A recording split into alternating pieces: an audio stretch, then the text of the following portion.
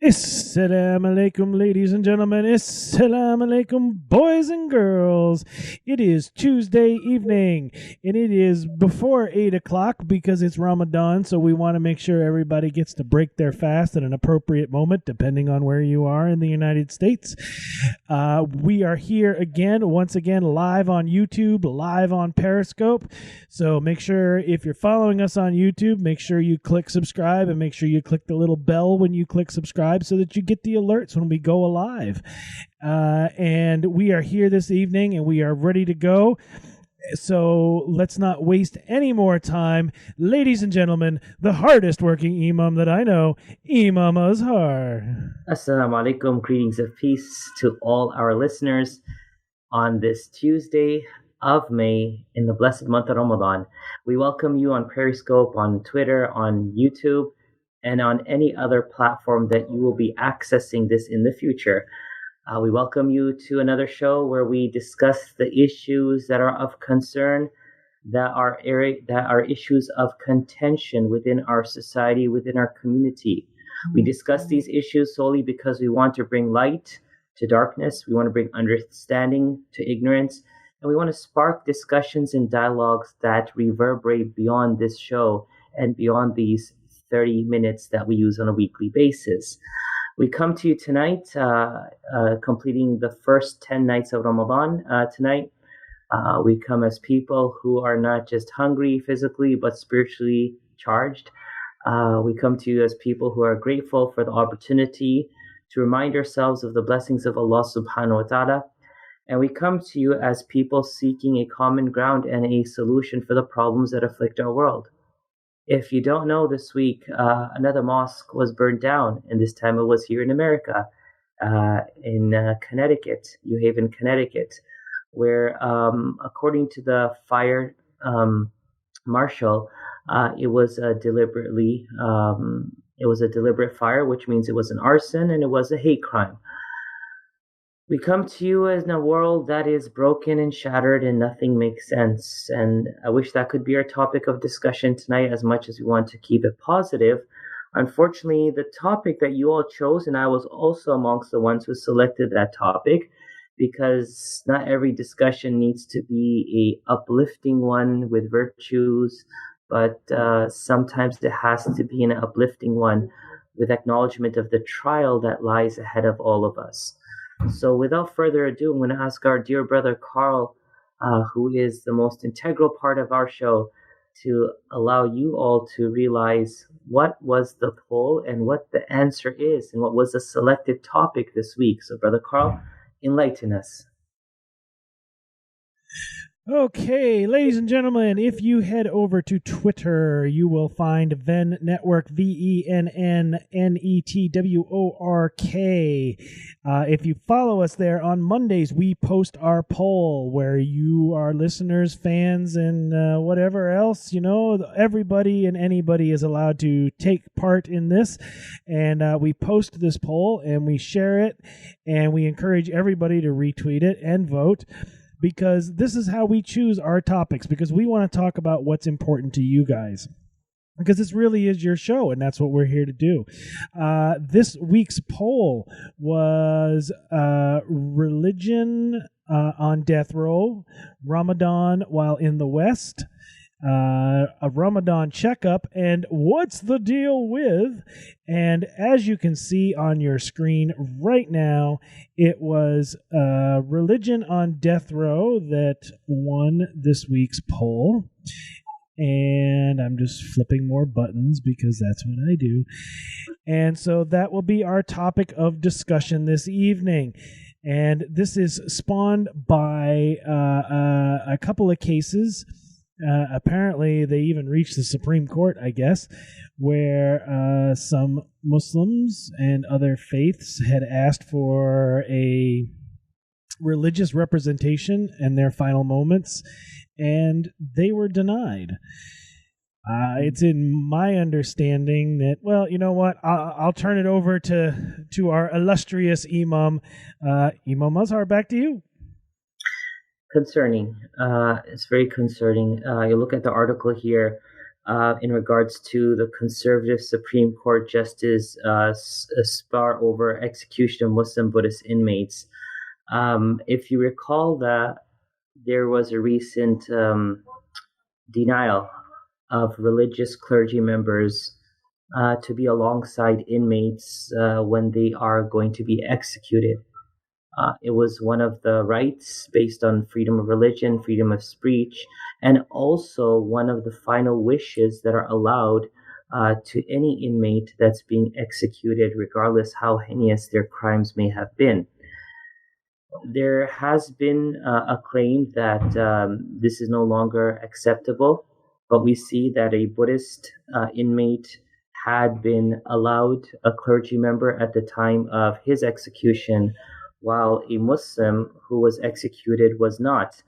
According to Justice Kavanaugh, who's the newest member of the Supreme Court, he says that the Alabama Muslim man who was executed in February never claimed that he never claimed an equal religious right under the First Amendment.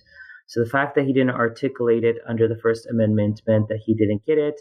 Plus, the guy who, plus he demanded the Imam too late, whereas the Buddhist guy had given ample time, and thus his needs was accommodated. So we have this in front of us, and then we have member of the Muslim community, Omar Suleiman, who gave the opening prayer in Congress, and is being categorized as anti-Semite for his stance and his position, although his prayer did not articulate anything of such kind. We have people of all religious backgrounds for the century plus of this nation's existence and prayer's existence in this nation. I know we've been around for over 200 years, but we're talking about the fact that prayers have been a common practice. I know when I gave the opening prayer in Tallahassee, Florida, I was the first Muslim to do so in its 174-year history. So let us say in 200 years, how many thousands of clergy members have stood up and given an opening prayer? How many of them have presented their faith, and how many of them stayed in a safe zone not to speak of their faith, rather to address the values and the morals and ethics that guide us and make us one in this country? I don't recall anyone pulling up their religious dirt or background of what ideas they hold personally or according to their faith publicly when they preach in their areas of congregation. What we're facing is this double standards, and that's why the topic tonight is, religions on death row, and truly Islam and Muslims are being pointed out.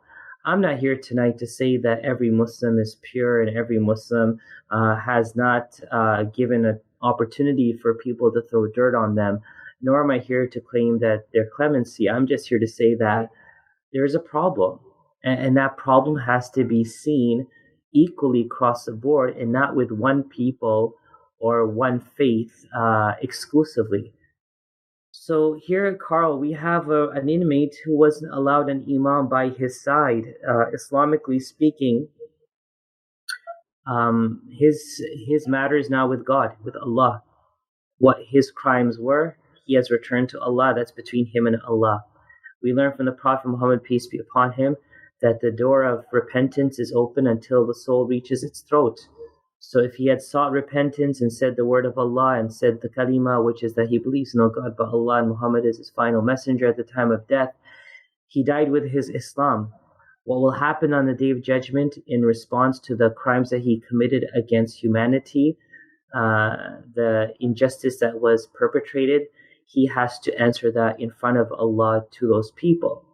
But when it comes to the fact that he wasn't allowed, Carl, what went through your mind? And we want to hear from our audience tonight, that when you hear such things happening, when you hear these things becoming the norm, where a Muslim can be pointed out for a view that they've held or that they hold, maybe in private, even though they don't articulate in public. And if they do articulate in public, they don't make it a source of contention or problem or divisiveness in this nation or in this world.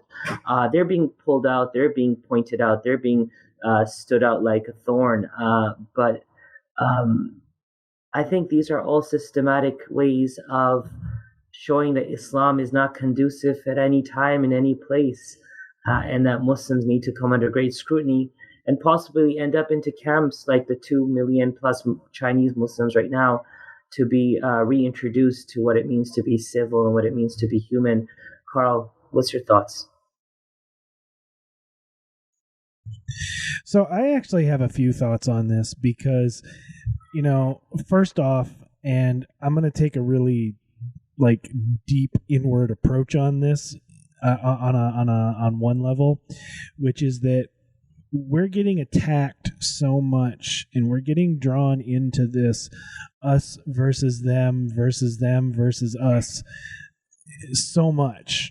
All the Muslims hate all the Jewish people and the Muslims hate everybody who isn't Muslim. And I mean, you can go back and look at our topics on our other videos, and you can see that we've talked about this more than once. And to be honest with you, at some level, we have to stop our own infighting, and we have to come together, kind of regardless of what someone's school of thought is. We have to come together and we have to band together because we're stronger as one. Because if somebody comes and goes, "Oh, look at these Muslims," and your first response is, "Oh, well, those guys are Shia or those guys are Sunni and that's why they're like that," well, you're not helping the situation any, bro. You need to, we need to come together as an ummah and stand together to fight a lot of this hatred. But at the same time, you said that somebody may have held a view in private. There's no such thing as private anymore. If you open a Twitter account or you open a YouTube channel all you have to do is speak publicly someplace.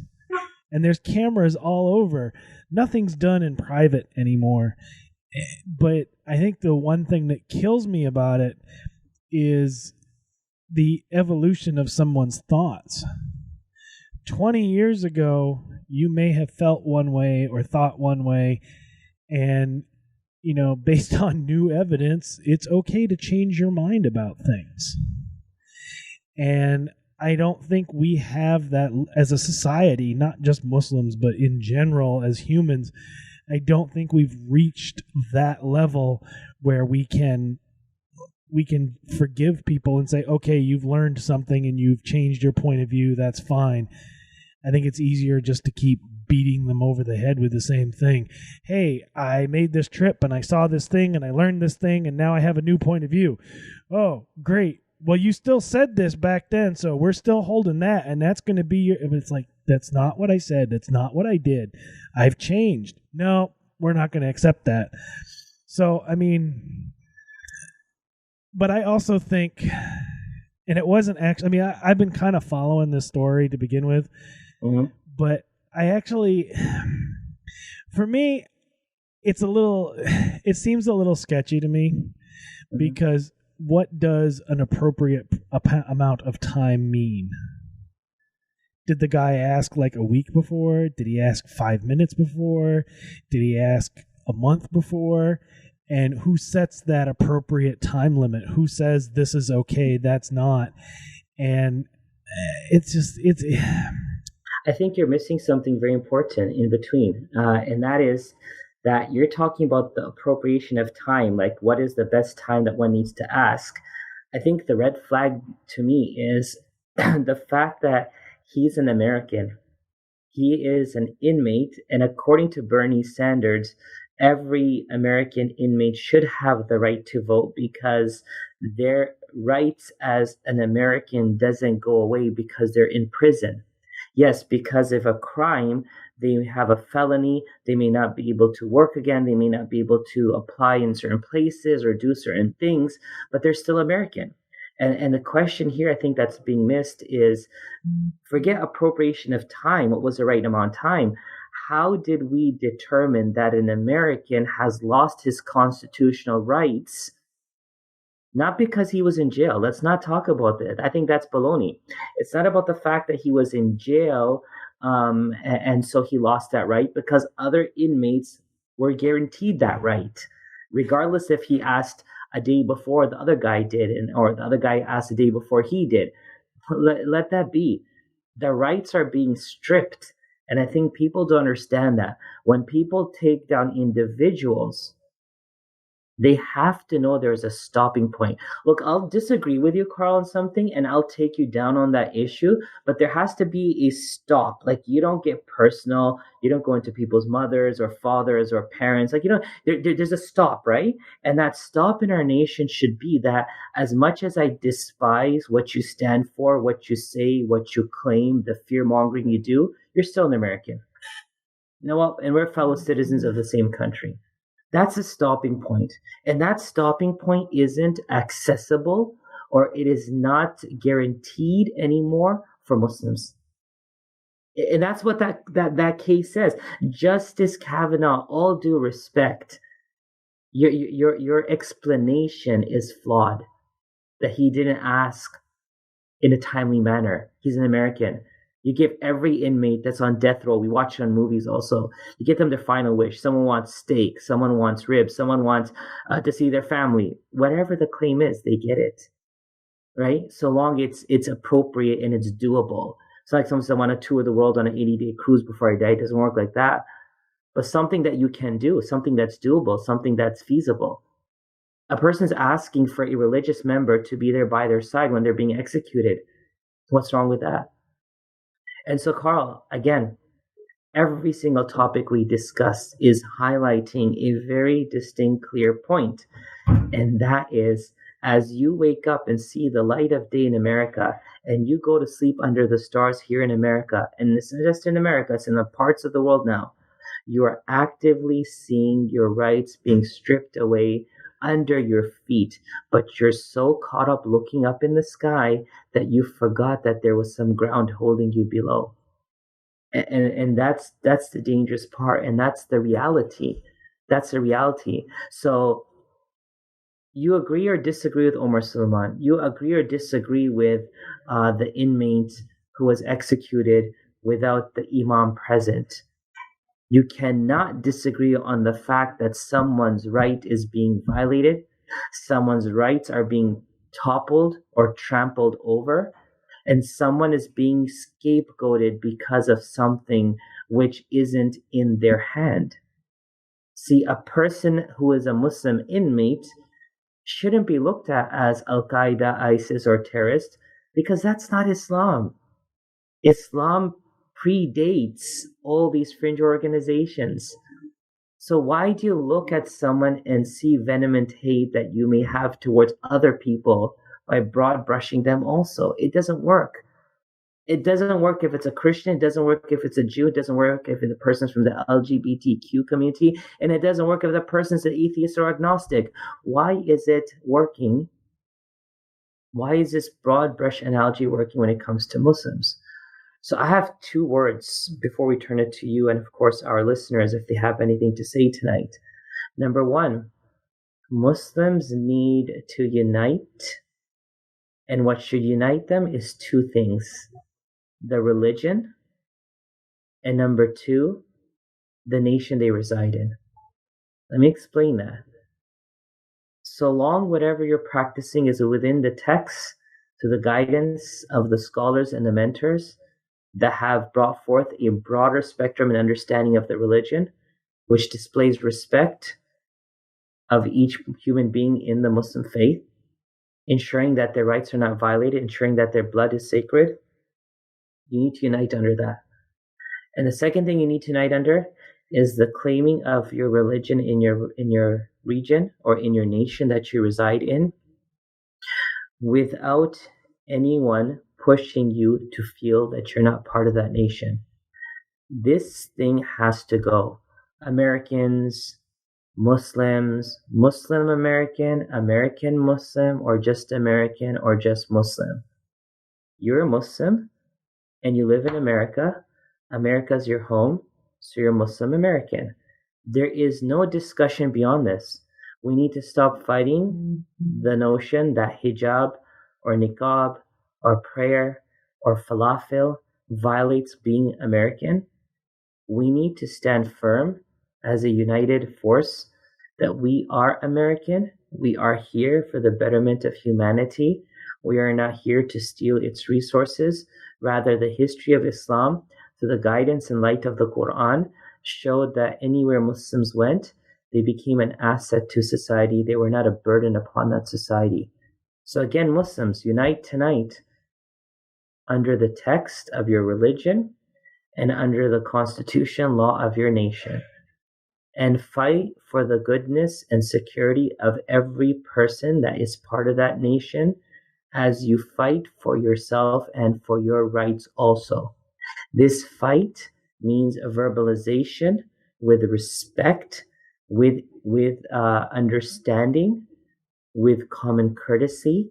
It does not mean pulling up your sleeve and swinging punches, nor does it mean profanity, and nor does it mean waging war.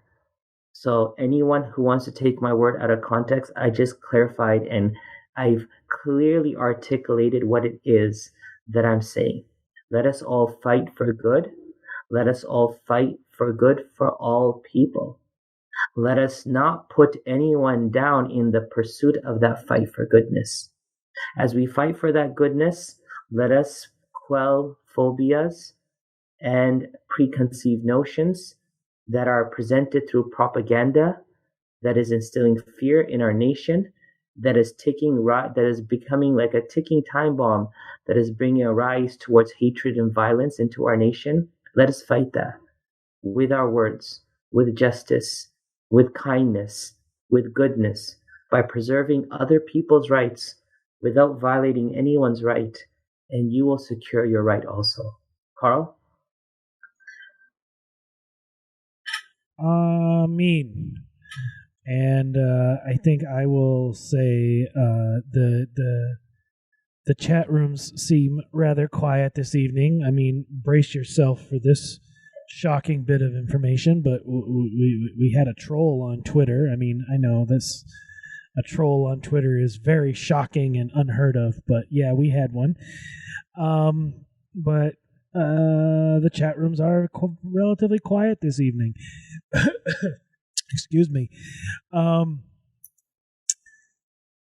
You know, as usual, you are correct and you are accurate in everything that you have said.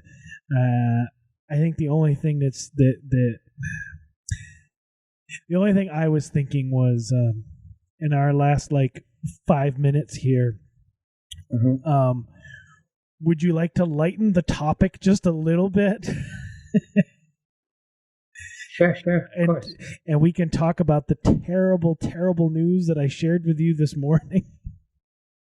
Oh, my fellow friends, we come to you this evening as Americans who are hurt.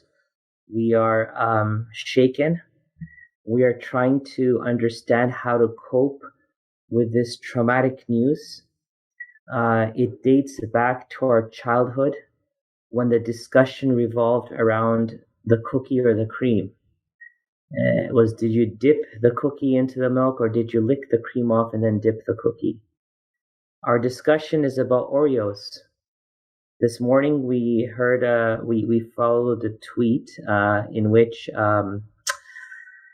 someone asked Oreo to explain if they were halal, and Oreos made a statement that their cookies are not halal, which means that they are not suitable according to the Muslim dietary laws for consumption for the Muslim community.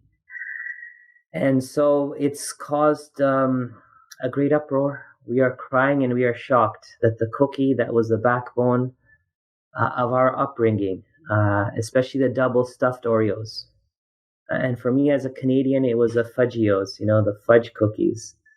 Yeah, and you get them here in grocery stores. Yes, you do. If you go to the cookie section and you look up, remember in stores, the higher you look, the more better the product. Just keep that in mind. So when it comes to cereals, when it comes to cookies or anything else, unless they have a designated area for the good ones, like the organic section, for example.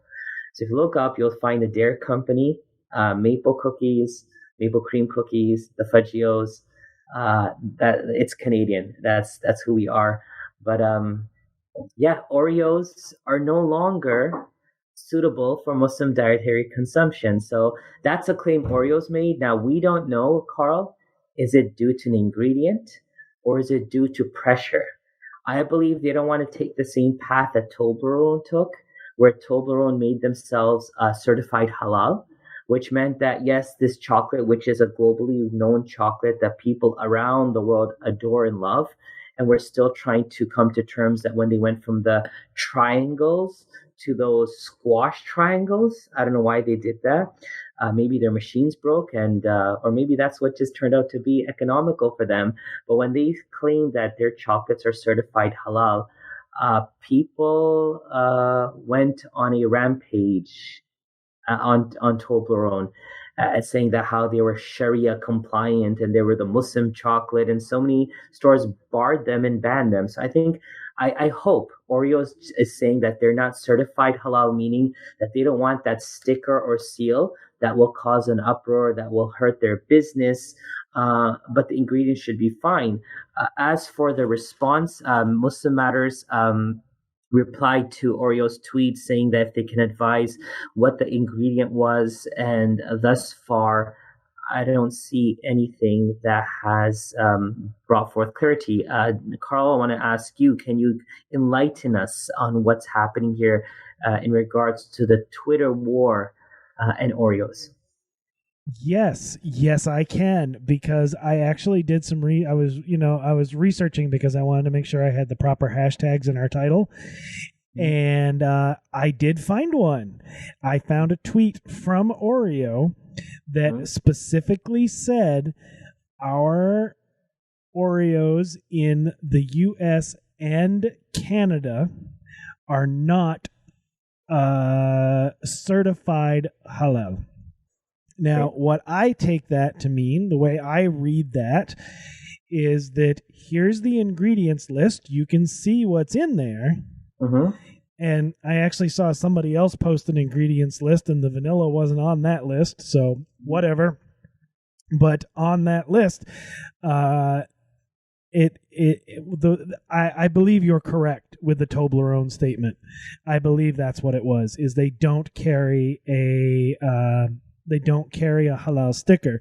Not to say that the ingredients are not fine for consumption. Is that double negative? I don't know, but it's not to say that they're not okay to eat.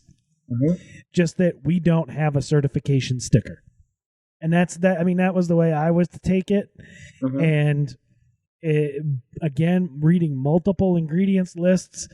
It's okay, because I know I used to work in the food industry, and if you weren't kosher and you weren't halal, one of the weirdest questions I got, and I'll tell you, I worked with coffee specifically, and there was nothing else in the factory. It was just coffee. Well, I'll take that back. We had sugar and some simple syrups, but they were bottled and boxed in another part of the warehouse, so it wasn't even remotely an issue. But we had people call and say, is your coffee halal? And we'd have to say no because there was no certification on it. But it's coffee. We're not adding anything to it. So by nature, it's halal. But do you think that that's another way to kind of loop the two topics together, stating that, people are really scared to have any affiliation with Islam and Muslims nowadays? Nike got backlash for their hijab. Then they got backlash with Colin Kaepernick. He's not a Muslim. Any company that does something with Muslims apparently gets some backlash. Do you feel that's what it is, Carl? I can see that because wasn't it? What was it? What was the? Was it the Keurig company? And they did something that was like pro-Islam or they supported Kaepernick or something, and people were smashing their stuff in the driveway, and they were burning their. I remember they were burning their Nike stuff.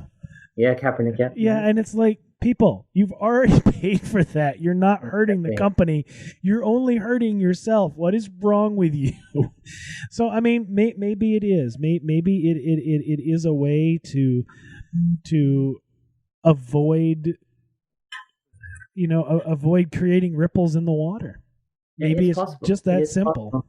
But at the end of the day, we will not know. And so I ask from you as we close tonight, what is your ruling? What is your fatwa on Oreos? Because, we cannot have a midnight snack with Chips Ahoy. Come on, let's be real here. It's Oreos, it's that smooth texture, the double stuffed cream that gives you that serenity and peace to get back into bed and have a nice night. So what would you say when it comes to Oreos? I would say that based on the ingredients that I've read thus far, and just keep in mind, everyone, according to recent changes in FDA standards, they don't have to list every ingredient on the ingredient panel. Just remember that. If you follow food, understand that there are some really drastic changes happening in the food industry. Just be aware of that. We'll reach out and find out from them what the ingredient lists are. And remember, every ingredient in itself is an ingredient of ingredients. There's a whole bunch of ingredients that go into it itself. So we don't know anything tonight, Carl. But what's your what does your heart say? That's what I'm going to ask. What does your heart say? My heart says, stop eating that stuff before you clog me to death.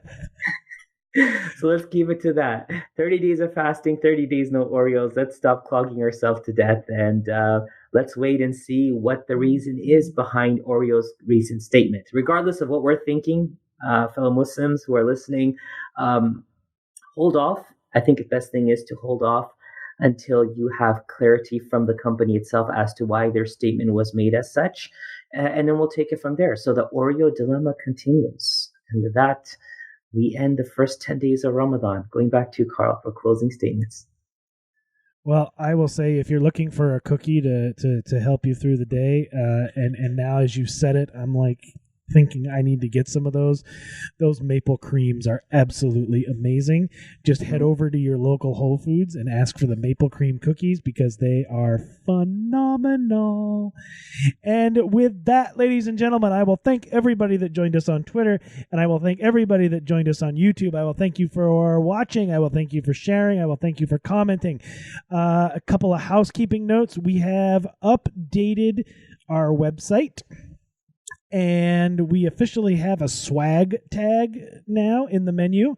So you can go through at the top of our menu at vennnetwork.org and click the swag button, and it'll take you to the store where you can get all the cool things like the t-shirt I'm wearing. And it'll help support the network, help support the host, help support the shows, and help us garner a larger audience. I will also say that do not forget, we are looking for your designs for cool swag. I know I've got to finish talking to one in particular artist who reached out, who's thinking about submitting some designs, but we're looking for your designs. Give us your design. We'll run a contest. Best design, $200. Sounds good? Sounds fine? You can find us everywhere. Make sure you follow us on Twitter, Venn Network, VENNNETWORK. Check out our website, VENNWORK.org. And you can find all the other shows and all the other information over there. And I think that is all of the housekeeping information. And with that, we will say, Assalamu alaikum. Assalamu alaikum.